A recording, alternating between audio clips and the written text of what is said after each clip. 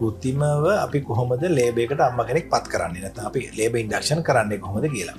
දැන් මේකේ පියවර දෙකක් තියෙනවා. දැන් මුලින්ම අම්මා කෙනෙක් අපි තීරණය කරොත් දැන් මේ බබා බඩ ඇතුලේ හිටිය කාලය ඇති. දැන් බබා ගන්න සලස්සන්න ඕනේ කියලා අපි මුලින්ම කරන්නේ අර යෝනි මාර්ගය හරහා අපි ඒකට කියනවා PV කියලා. අපි ඇඟිලි දාලා විශේෂ මහත්තයෙක් අපි පරීක්ෂා කර බලනවා කොච්චර ප්‍රමාණයක් මෙයාගේ ගැප් ගෙල ඇරිලා තියෙනවද, ඊට අමතරව ගැප් ගෙල කොච්චර ප්‍රමාණයකින් කොට වෙලා තියෙනවද, ඊට අමතරව බබාගේ හිස කොච්චර ප්‍රමාණයක් පාත් වෙලා තියෙනවද කියලා ඒ කරුණු කාරණා අපි ඒ ඩිජිටල් පරීක්ෂණයකින් නැත්නම් අපි කියනවා PV පරීක්ෂණයක් කරලා අපි තහවුරු කර ගන්නවා. ඒ තහවුරු කරගෙන අපි ඒ අවස්ථාවේ තීරණය කරොත් මෙයාගේ මේ ගැප් ගෙල පොඩ්ඩක්වත් සූදානම් නෑ ප්‍රසවයට යන්න කියලා. උදාහරණයක් කිව්වොත් ගැප් ගෙල වැහිලා, ගැප් ගෙල දිගයි, බබාගේ හිසත් ගොඩක් උඩින් තියෙන වගේ අවස්ථාවක මුලින්ම කර යුත්තේ අපි ඉන්ඩක්ෂන් ඔෆ් ලේබර් ප්‍රොසීඩියර් එකේදී බෙහෙත් වර්ගයක් තියෙන ප්‍රොස්ටාග්ලැන්ඩින් කියලා. ඒ බෙහෙත අපි යෝනි මාර්ගයට ඇතුල් කරලා මේ ගැප් ගෙල ඇරීමට සැලසීම.